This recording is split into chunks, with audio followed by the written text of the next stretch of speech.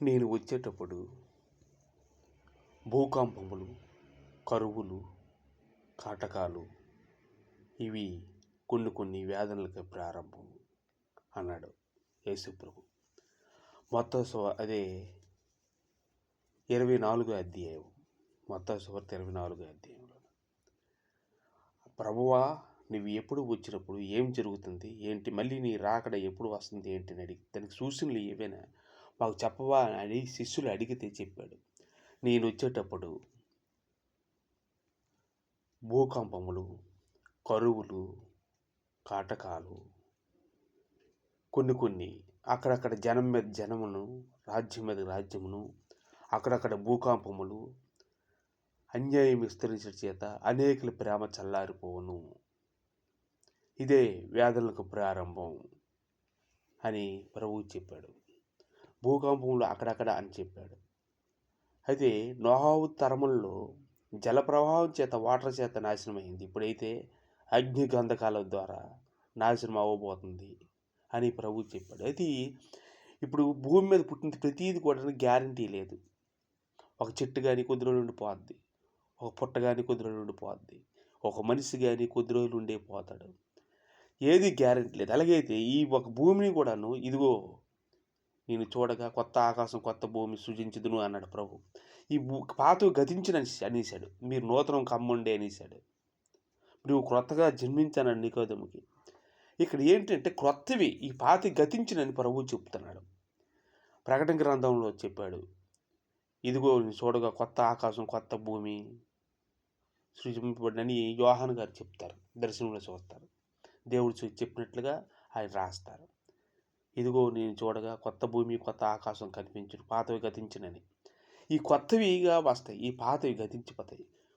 ఇదేది ఉండదు. ఒక బిల్డింగ్ ఏది కట్టిన 100 సంవత్సరాలు 70 సంవత్సరాలు ఉంటుంది. అలాగే ఏది కూడా ఈ సృష్టి ఉండదు. అయితే కొంతమంది నేను మళ్ళీ చనిపోయి మళ్ళీ పుడతాను, నీ చనిపోయి మళ్ళీ పుడతాను అనుకుంటారు. సార్ మళ్ళీ జన్మ ఉందని, నా రాతలని, గోతులని రకరకాలుగా అనుకుంటారు. ఎవడ సొమ్ముని వచ్చిస్తే నాకు అదృష్టం అంటాడు, ఎవడికైనా దొరికిపోతే, ఎవరి డబ్బు అని దొరికితే. ఈ డబ్బు పోయింది అనుకో, నా దరిద్రం నా అదృష్టం బాగాలేదు పోయింది అంటాడు. ఎవరిది వచ్చేసినా నా అదృష్టం నా తలరాత అంటాడు, ఇది పోయినా తలరాత అంటాడు. ఏది అంటాడో వీళ్ళకే తెలియదు. మనుషులు పిచ్చోళ్ళలాగా అయిపోయారు. కానీ గ్యారంటీ వారంటీ దేవుడు యేసుప్రభు. ఆయన చెప్పిందంతా క్లియర్గా చెప్పాడు.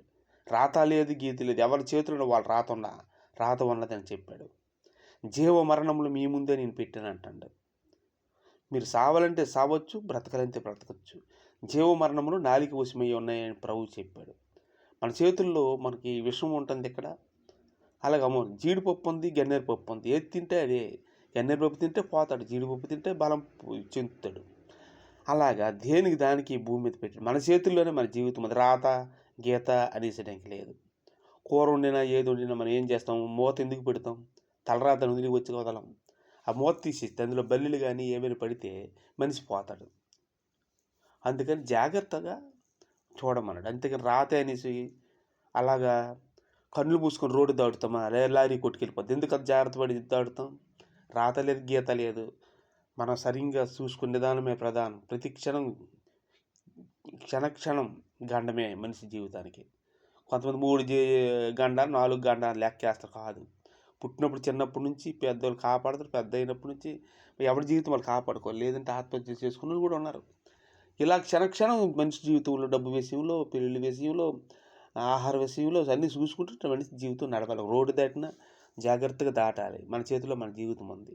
అంతేగాని తలరాత కదా అని కళ్ళు మూసుకొని కళ్ళు గొడగొట్టుకొని నడవచ్చు కదా, కాదు. అయితే ఇక్కడ ఏంటంటే అమెరికా దేశంలో ఇక్కడ నోహవు తరము కూడా మాట్లాడదాం. అబ్రహం అన్న కొడుకున్నాడు. అక్కడ లోతు ఆ టైం అప్పుడు నోహం కన్నా ముందు లోతు సొదొమ గొమొర్రా దగ్గర. అయితే లోతు కుటుంబాన్ని అక్కడ పాపం ఎక్కువైపోవడం వల్ల ఆ సొదొమ గొమొర్రాని నాశనం చేస్తానని దేవుడు చెప్పాడు. దేవదూతలతో చెప్పబడింది. అయితే అబ్రహం గారు మంచి దేవుళ్ళు కరెక్ట్గా ఉన్నవాళ్ళు. అయితే ఎవరైనా ఉన్నారయ్యా మీ వాళ్ళు లోతుని అడిగితే ఈ అబ్రహం గారిని, అవును అన్న కొడుకని లోతు గారు ఉన్నారు. అయితే అక్కడ అందరూ పాపం చేసి ఉన్నారు, అదంతా నాశనం చేస్తాను అన్నాడు. లేదు, అక్కడ ఎంతమంది ఉన్నారు అంటే 10 మంది ఉన్నారా? కాదు. 7 ఉన్నారా? 8 ఉన్నారా? 3 ఉన్నారా అని అంటే ముగ్గురు ఉన్నారని చెప్తాడు ఆయన. సరే వాళ్ళు కూడా 3 నలుగురునే కాపాడుతుంటాడు దేవుడు. మన ప్రార్థన వేరే వాళ్ళు కూడా కాపాడుతుంది. చాలామంది చూసుకోండి.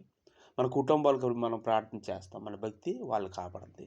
అలాగే అబ్రహాం గారి భక్తి కూడాను లోతు భార్య వాళ్ళ కుటుంబాన్ని కాపాడింది. అప్పుడు వాళ్ళు ఆ ఊరు నుంచి దాటిపోయిన తర్వాత ఈ భూమి అంతా అగ్నిగంధకాల చేత అక్కడ నాశనం చేయబడింది. అలాగే ఇప్పుడు అమెరికాలో కూడాను ఒక పెద్ద మీటింగ్ జరిగింది, రాయల్టీ గల మీటింగ్. అక్కడ మంచి రీచ్ అయిన మీటింగ్, పెద్దవాళ్ళు మంచి బలిసిన బాగా డబ్బు ఉన్న వాళ్ళు ఉన్నారు. నేనే దేవుడు అన్నట్టు అయిపోయారు జనాలు కూడా. వాళ్ళు దేవునికి ప్రాధాన్యత ఇవ్వకుండా అక్కడ రీచ్ అయ్యారు, మంచి దినిగాను మంచి సంపాదన కూడా సంపాదించారు. దేవుని మరిచిపోయారు. నేనే గొప్ప అనుకొని అందులో దేవుని జ్ఞాపకార్థం కృతజ్ఞతాస్తుతులు కూడా ఆయనకి చెల్లించలేదు, వదిలేశారు. నేనే గొప్ప అనేసరి దేవుడు లేదని.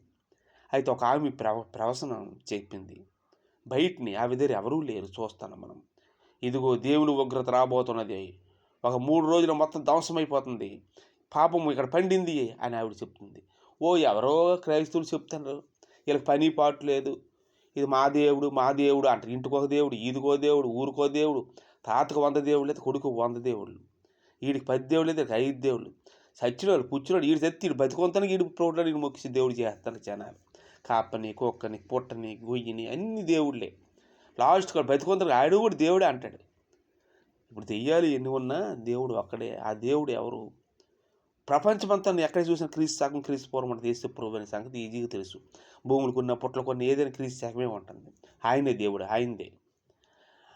అది ఆయన్ని ప్రార్థన చేయకుండా సనాతన ధర్మం అంటే ఎప్పటి నుంచో వచ్చింది అంటాడు. సమాధులు వచ్చాయి ఎప్పటి నుంచి? తాతను అక్కడ కప్పెట్టారు, ఈయన అక్కడ కప్పెడతారు. ఇవేనా సనాతన? ఎప్పటి నుంచి వస్తుంది కప్పెట్టుకోవడం? కానీ అది కాదు. క్రీస్తు పూర్వం ప్రతి వాళ్ళకి ఆ పేరు మన పుట్టిన డేట్లో ఉంటుంది.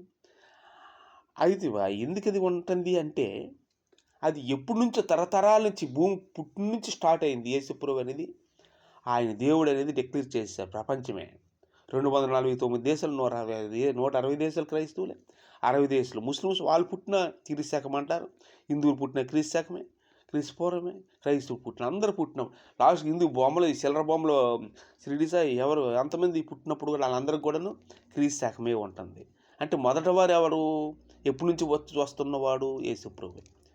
కాబట్టి ఇలాగ పిచ్చిగా అయిపోతే ఏమవుద్దంటే, దేవుని ఉగ్రత వచ్చేసి అగ్ని గంధకాల వల్ల ఈ భూమి నాశనం అయిపోద్ది. భూమి మీద ఉన్న మనుషులు నాశనం అయిపోతారు, మట్టిలో కలిసిపోతారు. అందుకని ఇప్పుడైనా తెలుసుకొని దేవునికి లోబడండి. అమెరికా మంచి రిచ్ సైన్స్ గా మంచి దేశం అది. బూడిది కిందలు అయిపోయి, శనిపోయి కింద మీద అయిపోయారు, రాలిపోయారు, మట్టి కలిసిపోయారు. అగ్ని, చెట్లు కాలిపోతాయి అగ్ని చేత. అది భయంకరమైన అగ్ని ఎక్కడి నుంచి వచ్చింది ఎవరికీ తెలియదు, ఎక్కడి నుంచి వచ్చిందండి. అది ఎలా పుట్టిందని కూడా తెలియదు. కానీ ఇప్పుడేనన్ను నిజమైన దేవుడు యేసుప్రభు ముందే ప్రవచనం చేత చెప్పాడు కాబట్టి ఆయన దేవుడని ఇప్పటికైనా ఆయన పాదాల మీద పడి ప్రార్థన చెయ్యండి. ఆయన మిమ్మల్ని దర్శిస్తాడు, మన క్షమిస్తాడు. తండ్రి నాయన కాలు మీద పడాలి. దేవునికి స్తోత్రం. Thank you.